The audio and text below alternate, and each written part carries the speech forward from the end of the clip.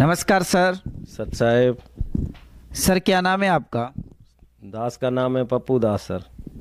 पप्पू दास जी, कहाँ से आए हैं आप? हम जिला घोटकी से। सर संत रामपाल जी महाराज से नाम दीक्षा कब ली? सन 2016 में सर। सर संत रामपाल जी महाराज से नाम दीक्षा लेने से पहले क्या भक्ति साधना करते थे?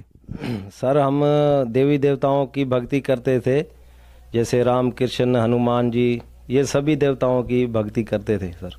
सर क्या भक्ति साधना करते थे?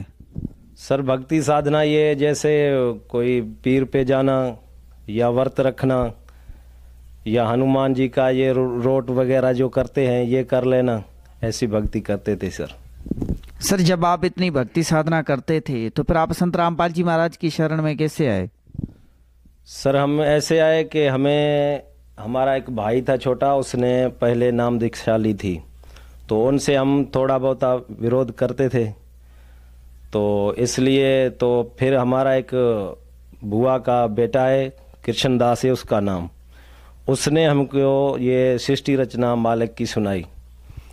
तो उससे हम प्रभावित हुए कि परमात्मा ने जो सृष्टि रचना सुनाई, तो उससे हमें पता चला कि पूर्ण परमात्मा कौन है और किसकी भक्ति करनी चाहिए। तो इसलिए हम मालिक की शरण में आए सर। सर संत रामपाल जी महाराज से नाम दीक्षा लेने के बाद क्या आपको कोई लाभ भी प्राप्त हुए? हाँ सर, लाभ तो बहुत सारे हैं, लेकिन कुछ हम आपको सुनाना चाहेंगे। ऐसा है कि सर हम पहले जो है भक्ति साधना करते थे तो हम नशा भी करते थे, मांस भी खाते थे और भी विकार बहुत करते थे जो सुनाने योग्य नहीं है। तो सर जब हमें मालिक की भक्ति मिली, ये विधि मिली, तो हमें नशा भी छूट गया, सब कुछ बुराइयां छूट गई सर। और भी लाभ हैं सर, जो हमारे जिस्म में एक बहुत सी गंभीर बीमारी थी सर, वो बवासीर थी, तो उससे हम बहुत तंग थे, खून आता था सर, तो उससे बहुत हम तंग थे, दवाइयाँ भी ली पर हमें मुक्ति नहीं मिली उनसे। जब मालिक की शरण में गए तो एक पैसे की दवाई भी नहीं ली और हमारी बीमारी पता नहीं कहाँ चली गई, हमें पता भी नहीं है। और ये है कि हमारे 4-5 बच्चे हैं सर, तो वो बहुत तंग करते थे हमें, समय बीमार, जैसे सांस की बीमारी हो जाना, कुछ हो जाना, ये वो हो जाना, तो हम बहुत उसी में तंग रहते थे सर। पैसे भी नहीं थे, गरीब आदमी, तो ऐसी ऐसी बीमारियां मालिक की शरण में जाने से सब दूर होगी सर। और वो अपना जो है भक्ति विधि बताते हैं, तो उस भक्ति विधि से नाम दान मालिक जो देते हैं उसका सुमरन करने से ही ये सब कुछ छूट जाता है। क्योंकि हम जो है वो पशु रखते हैं, खेती बाड़ी का काम करते हैं, तो हमारा जो है जिम्मेदार था एक, उसने घास बो रखा था हमने, उसमें थोड़ी सी बीमारी लग गई सी जो तेला कहते हैं, तो उसने के बोला कि इसको जो है दवाई गेर दो तो ये घास जो है सुरक्षित रहेगा। तो हमने वो उस पे घास पे दवाई गेर दी और हमें पता नहीं चला कि तीसरे दिन जो है हमने वो घास उखाड़ करके ला के अपने पशुओं को डाल दिया। हमारी 2 गायें थी, एक गाय हमने 80,000 में ली थी, एक गाय हमारी थी वो 1.5 लाख की थी सर। तो घास डालने से ही वो गायें दोनों ही बीमार हो गई।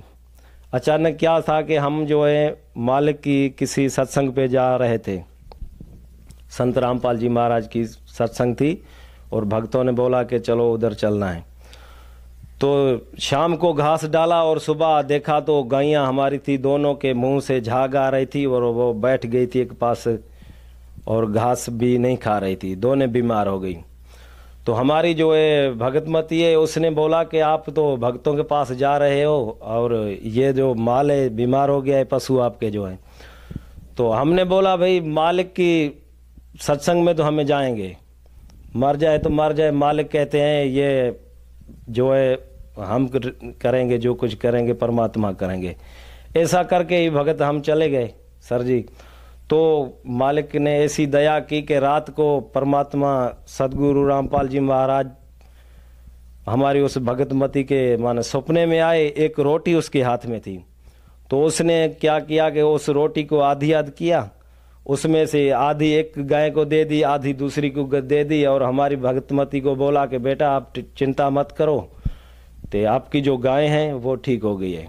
तो हमारी भगतमती सुबह उठी तो देखा तो दोनों गायें ठीक ठाक थी, चारा चर रही थी। सर भक्त समाज को क्या संदेश देना चाहते हैं? सर भगत समाज को हम संदेश तो नहीं दे सकते, हम प्रार्थना कर सकते हैं कि संत रामपाल जी महाराज की जो पुस्तकें हैं या सत्संग हैं ये सुने और अपना कल्याण कराएं। सर संत रामपाल जी महाराज से नाम दीक्षा कैसे ली जा सकती है? सर संत रामपाल जी महाराज की सत्संग आते हैं, ANB न्यूज़ चैनल है, उस रात 8 बजे आता है चैनल, 9 बजे तक चलता है। उस पे सत्संग देखें और नीचे एक पीली पट्टी आती है, उस पे नंबर लिखे हुए हैं भक्तों के, उनसे संपर्क कीजिए और नाम दीक्षा लेकर अपना कल्याण कराएं। धन्यवाद सर। सच साहिब।